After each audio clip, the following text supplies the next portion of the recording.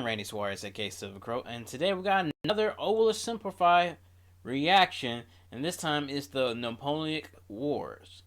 Now, this is part one of two, so all I know is from Napoleon, for some reason we got the term the Napoleon Complex. That and I miss watching Napoleon Dynamite. That was a fun movie. I'm surprised that's now a national treasure. So, further ado, let's get started. This video was made possible by NordVPN. Stay safe online by clicking the link below and get a huge discount off a 2-year plan with a risk-free 30-day money-back guarantee. Also, why not grab yourself a character pin of the little corporal himself before they sell out? And big shout out to the patrons. Head on over to learn about benefits such as Discord access and maybe even a little behind-the-scenes content. Okay, Mrs. Bonaparte, this is it. One last push and we're done. Congratulations, it's a general.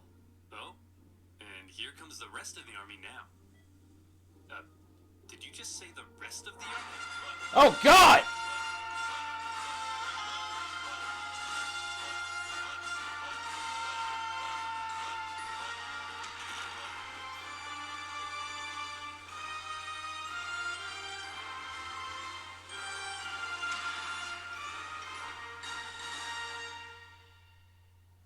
History is full of great conquerors, many with very impressive origin stories. For example, Alexander the Great was the son of a king. Julius Caesar came from an aristocratic family that descended from a goddess. Great conquerors don't usually come from relatively insignificant families living on impoverished islands. But as it just so happens, that is where our story begins. In the early 18th century, the island of Corsica was a part of the Republic of Genoa, until one day Corsica said, hey, we're declaring independence, and it's probably not worth your time to try and stop us. So Genoa said, you're right, it isn't worth their time. Hey France, you want to buy this island? And France said, sure thing. And thus, Corsica became France, just in time for Napoleon to be born French. Many Corsicans didn't appreciate their new conquerors, however, and from an early age, Napoleon developed some fairly anti-French sentiments. Napoleon's dad, however, quickly embraced his new French overlords, which created some tension between dad and son. Ooh, look at me. I'm dad. I wear powdered wigs and silver-buckled shoes, and I'm a traitor to the Corsican people. Go to your room, Napoleon. No, you go to your room, Dad. Okay. On the other hand, Napoleon adored his mother, who was definitely the disciplinarian of the family, and even though she would punish Napoleon severely, he kind of respected that. But Napoleon's parents wanted the best for their family, and since they were a very minor nobility, they were able to have Napoleon sent off to the shining lights and rat-infested sewage puddles of the big city. Napoleon went to military school. Room, Napoleon. No, you go to your room, Dad. Okay. On the other hand, Napoleon adored his mother, who was definitely the disciplinarian of the family, and even though she would punish Napoleon severely, Okay, it looks like he's enjoying this way too much. Oh God. Respected that. Yeah, enjoying it way too much. The best for their family, and since they were a very minor nobility, they were able to have Napoleon sent off to the shining lights and rat-infested sewage puddles of the big city. Napoleon went to military school in France. Okay, Napoleon, why don't you introduce yourself to your new classmates? Well, I'm Napoleon, and I hate all of you. Your farts smell like cheese, you can't pronounce the letter R, all you do is go on strike, and you call eggs oofs like a bunch of big dumb idiot dingleberries. Okay. Thanks, Napoleon. I hope you like being bullied. And bullied, he was. They picked on him for his Corsican accent, his family's lack of wealth, and it probably didn't help that he also had a bit of a chip on his shoulder, but he could hold his own, and on an average day, might be found dishing out ratatouille sandwiches for breakfast. He spent much of his time alone, and he loved reading about the great conquerors of history. He learned about Julius Caesar, and he wondered if one day he too might have a pizza franchise named after him. He excelled at math and geography, and when he graduated at the age of 16, he was made second lieutenant in an artillery regiment. Now, second lieutenant might sound pretty sweet to a screw-up like you, but Napoleon had a little something called ambition. Stonks of it. And he wasn't content being just some junior officer. He wanted to rise the ranks. Unfortunately for him, that would be a little difficult. Well, Napoleon, I've reviewed your application. It's clear you're very skilled and would be a perfect fit for the promotion. And Simeon, you're just about the biggest idiot I've ever seen. Your test results suggest you have the mental aptitude of a senile earthworm, and in the part of the form where you list your experience, you seem to have drawn a picture of a gerbil giving birth to a shoe. But your dad is the Marquis de la Fayette, so you get the job. Okay. Here's the thing, and it's just, it doesn't, how can I put this? How can I really put this? Not much change, especially nowadays in the modern era. Uh, when I, it's the only time I'm gonna get political. When a certain person with PC colored hair thought it was a good idea to rile up some individuals at a rally, and something happened later on that day that well, let's put it this way, will forever live in infamy. I'm not gonna say the name. I'm not gonna give him. Nope. This is the only time I'm getting political on this channel, and I'm standing by it. French society was just too closed off. Positions were handed out based on nobility, not talent, and the young Napoleon probably felt stuck. Wouldn't it be nice if, say, a revolution came along and changed all of that? Well, what Viva are the la chances? Revolution. The French Revolution is here. Bastille toppling, head chopping, king popping. The revolution promised to do away with the old social hierarchy and make everyone a little more equal. Napoleon may not have cared much for the violent mobs, but if it meant he could rise the ranks, he was in. He began fighting to defend the revolution. He put down a British-sponsored counter-revolution in Toulon and got promoted. He put down a royalist uprising in Paris and got promoted. And as his military prowess became more recognized, he was even given his very own army. It was astonishing progress for such a young man. And Napoleon's wildest dreams were coming true. But Napoleon also believed he could increase his social status if he married an older rich lady. And so around this time, Napoleon went on the prowl. However, if some sources are to be believed, he was a verified creep. He reportedly had terrible luck with women, and most wanted nothing to do with him. Fortunately, he eventually met Josephine, an aging single mother who was deeply in debt and needed stability, so she agreed to marry him despite finding him intensely disgusting. Napoleon, you dirty dog, you've done it. Unbeknownst to Napoleon, however, Josephine had a bit of a promiscuous reputation. Hey Napoleon, I hear you're marrying Josephine. Boy, she sure is a great kisser. That's right. Hey, wait, what do you mean she's a great kisser? Hey Hugo, you hear Napoleon's marrying Josephine? Wow, she sure is a great kisser. Now hang on just a minute. Hey everyone, Napoleon's marrying Josephine. Oh yeah, she sure is a great kisser. Translation, she got around a lot. Other translation, she was a bit of a WHORE. Make sure I spelled that right. All caps too. Yeah. I'm pretty sure I kissed her. Yes, for goodness sake, is there anyone here who hasn't kissed my wife? Yeah. You. As Napoleon fell madly in love with his new wife, she fell madly in love with a man named Hippolyte.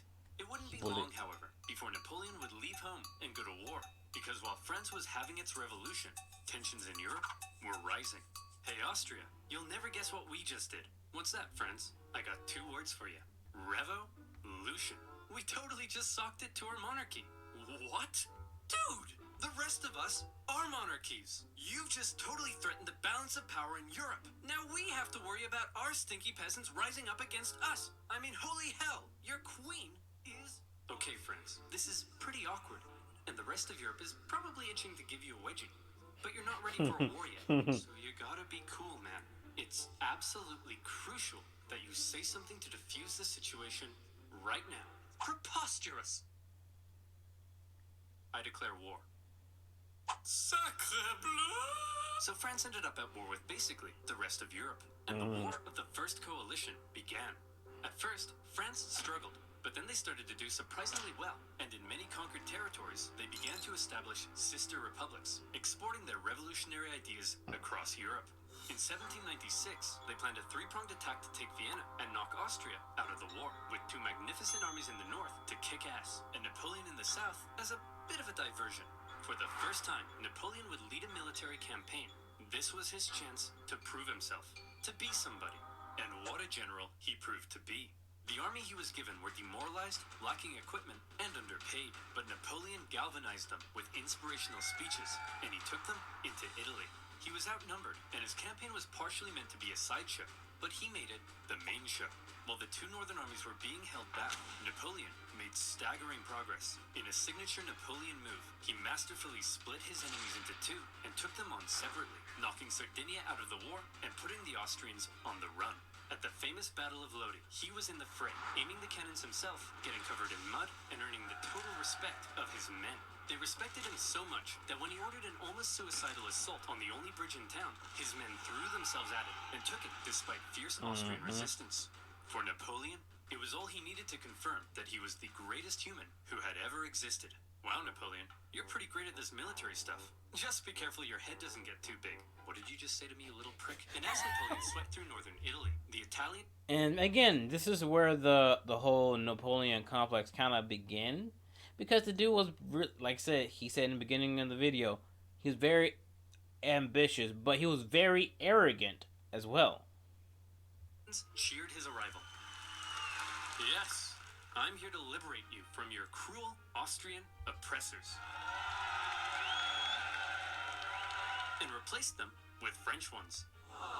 Napoleon plundered as he went, sending riches back to France to help its economy, but also paying his men the first real money they'd seen in years. The Pope had been supporting the Austrians, so Napoleon briefly went to go give him a slap. And as he began to approach Vienna, the exhausted Austrians were forced to make peace, with Napoleon overseeing negotiations himself.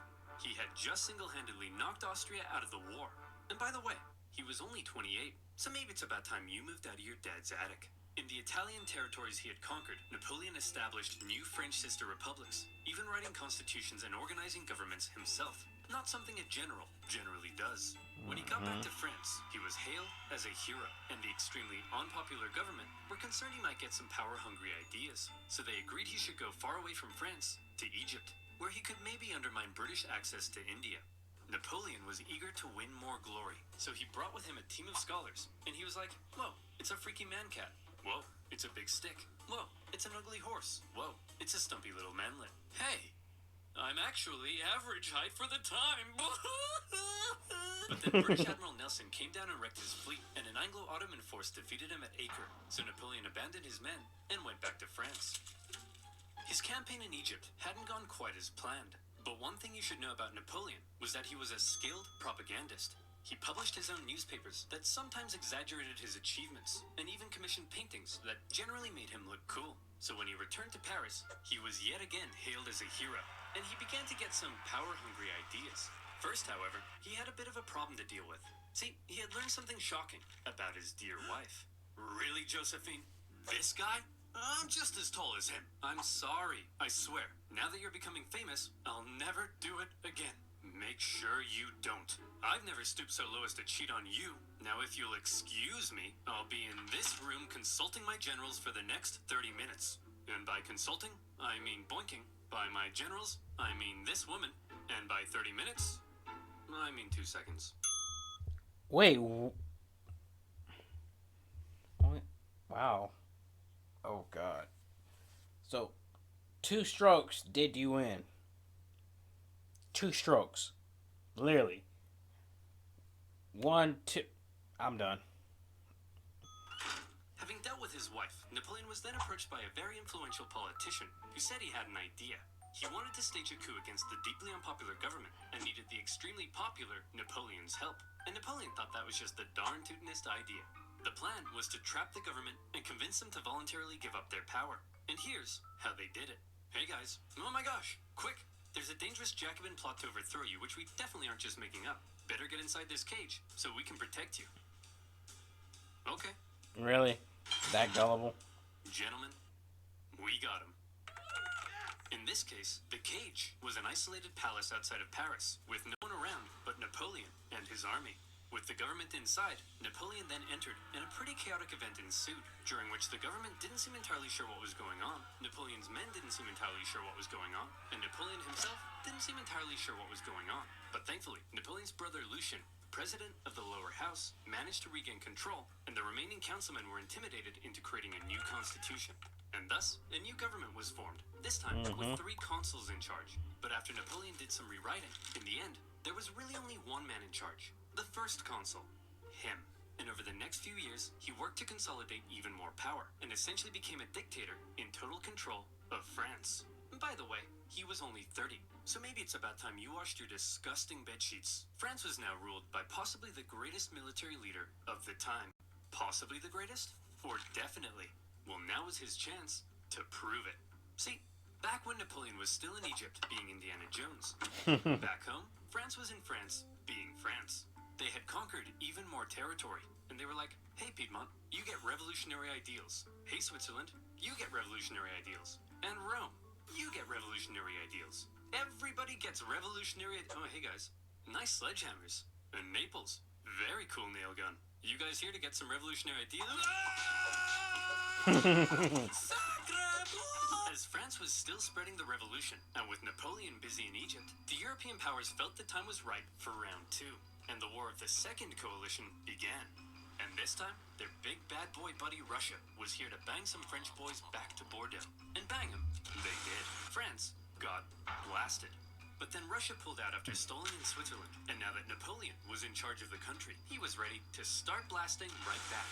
He took command of the army of the reserve, and he brought the fight to the Austrians. Now, there are many traits that made Napoleon a great military leader. I already mentioned one of them, how he was one of the boys and commanded the total loyalty of his men. But now we see a second reason, the element of surprise. In 1800, Napoleon moved to Geneva, and it looked like he was probably going to take on the Austrian forces in Germany.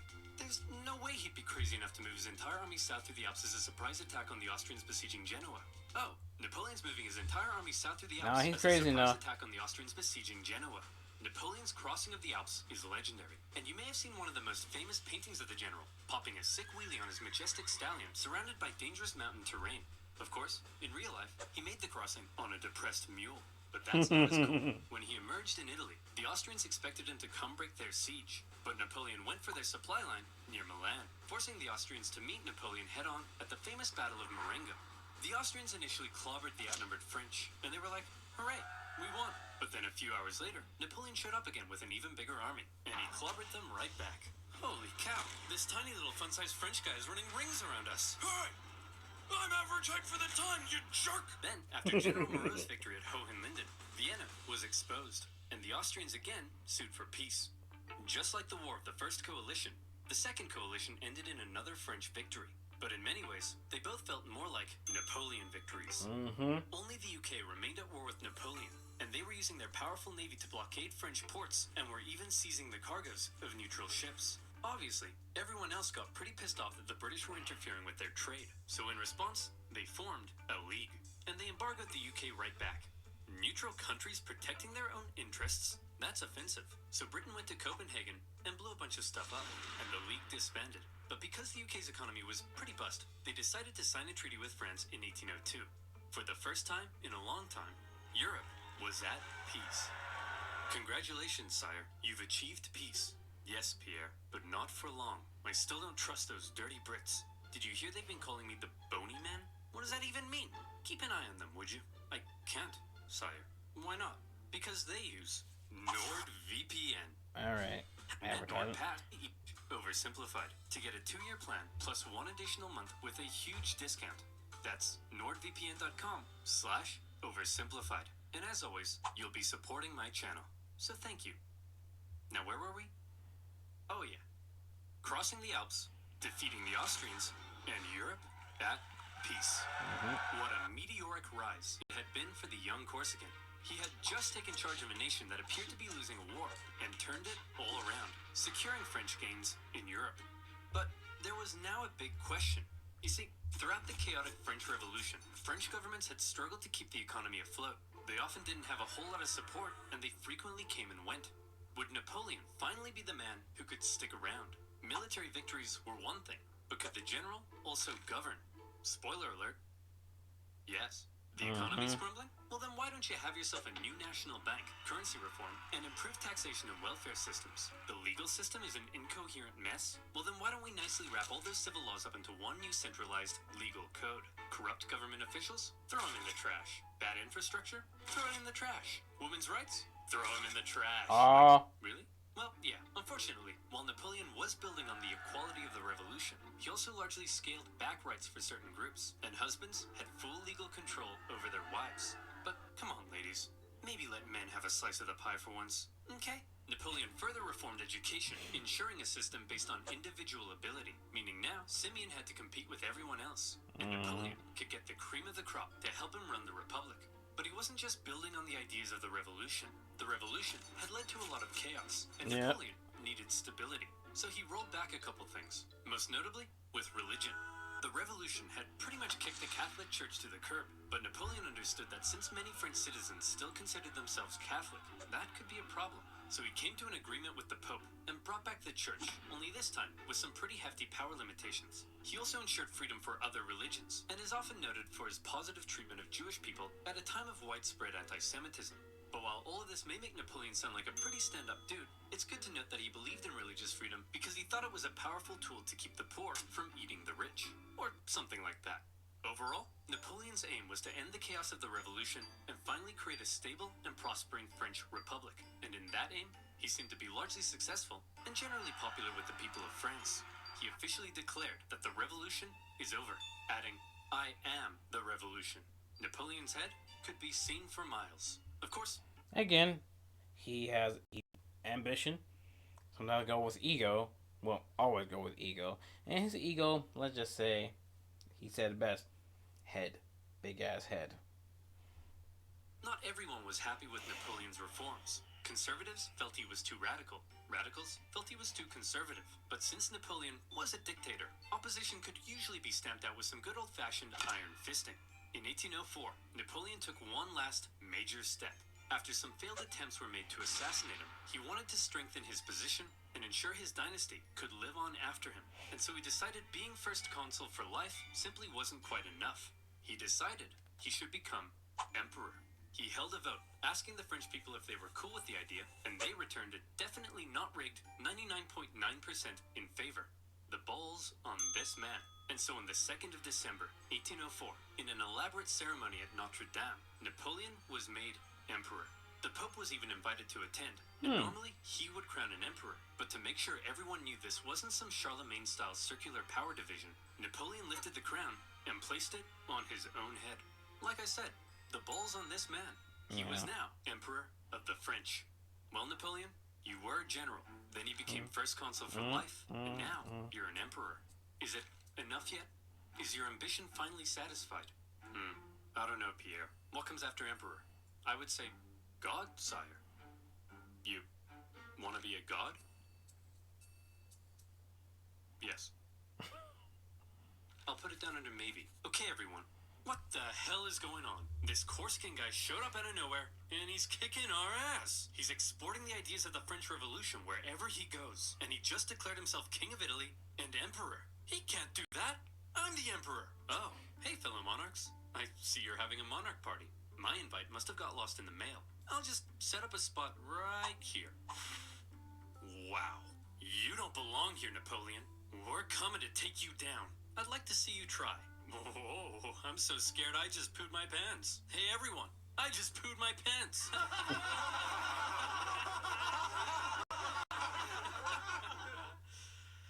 No, but I did just poo my pants. Before Ew. Napoleon had even declared himself emperor, the British had already redeclared war on France because both sides had been violating their previous treaty.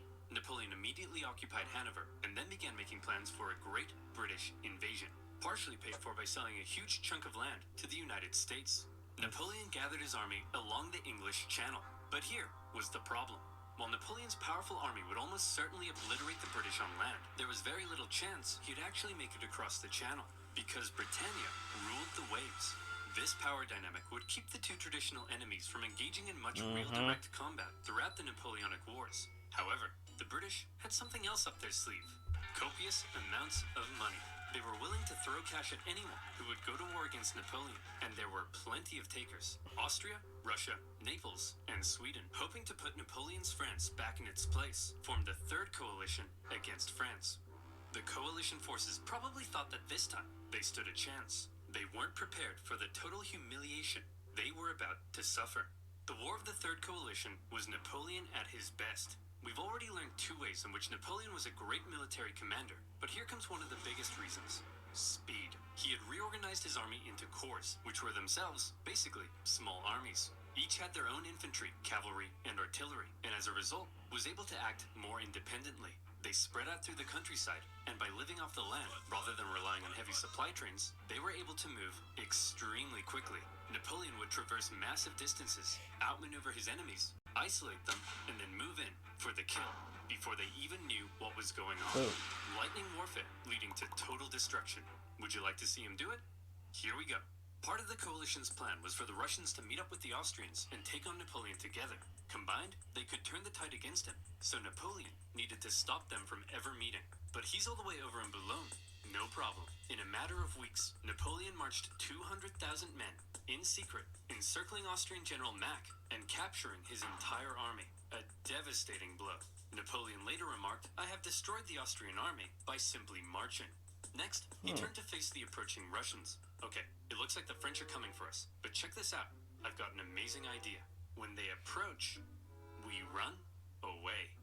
Sir, you're a genius. The Russians began to retreat with Napoleon giving chase, and since his tactics relied on quick victories, this could be a problem, especially because the longer the war went on, the more likely it looked other countries may join the coalition against him.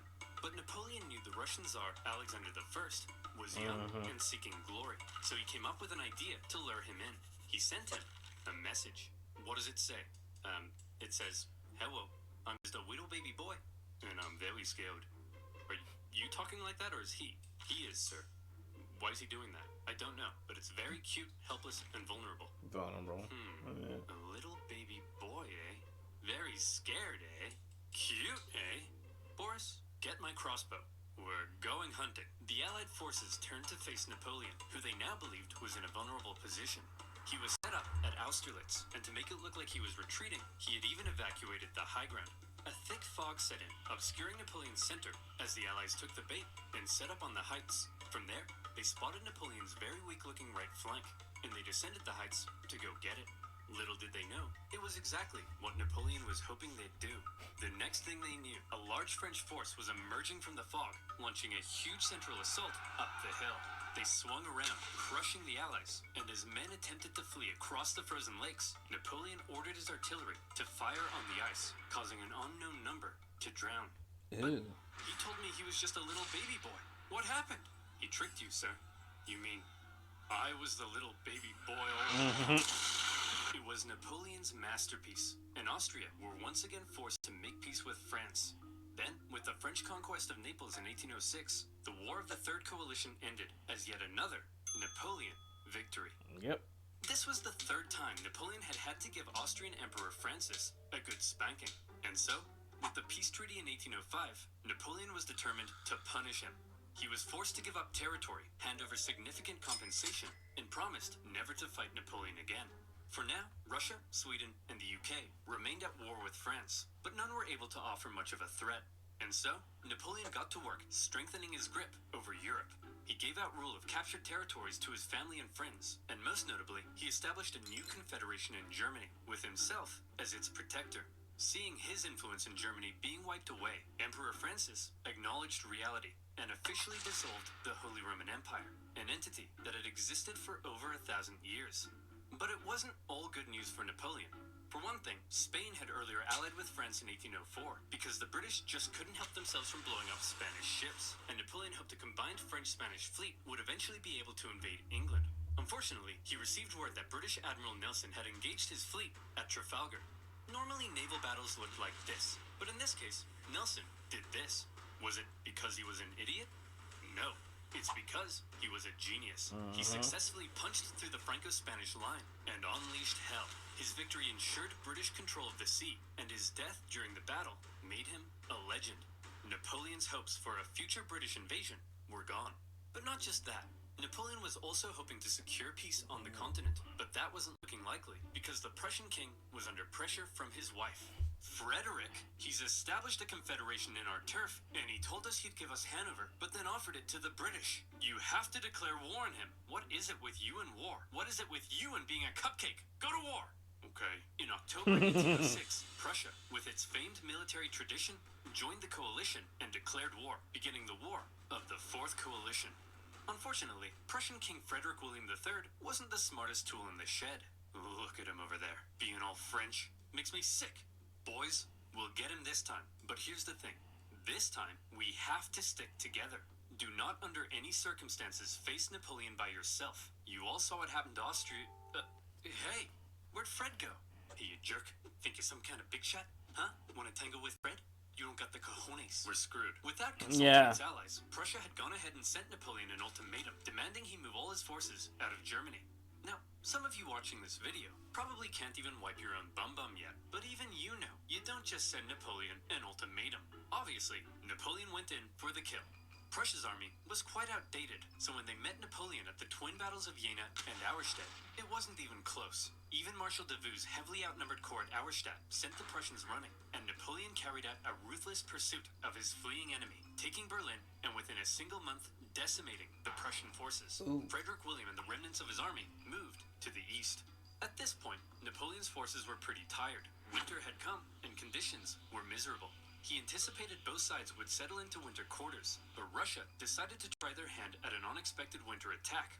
A series of brutal battles followed that took a heavy toll on both sides, including the vicious Battle of Eylau, fought in blizzard conditions. Men froze to death, and many deserted. The Russian I mean, I would desert too if I'm trapped in a snowing blizzard. artillery tore the French to shreds, and Napoleon himself was momentarily under risk of being captured. In the end, the French army was saved thanks to a legendary cavalry charge by Napoleon's flamboyant cavalry commander, Murat. After the horror inflicted on both sides, they decided it might be a good idea not to do any more fighting until after winter. Then, after winter came, and the fighting continued. The Russians were pushed back to Friedland, where Russian General Bennigsen made a bit of a blunder by positioning himself with the Aller River to his back. The French artillery were able to pin the Russians between the river and their concentrated gunfire, a major element in Napoleon's fighting style, and many Russians drowned as they tried to escape. War of the Fourth Coalition. Victory, Napoleon. Alright, that is it for this oversimplified reaction video. So I will do part 2 next week, so stay tuned to that. And man, well, I guess what we learned is Napoleon is very stubborn and with his ambition, but like I said before, when it comes to ambition, especially with him, is always a big head. That's the reason it's called a Napoleon complex. Because we're guys and we have egos too, but sometimes overinflated egos is, well, all the time overinflated egos is bad to have. So anyway, like, comment, subscribe to my channel. Like and comment and subscribe to OverSimplified. I will leave the original link to the video down below. So till next time, peace out.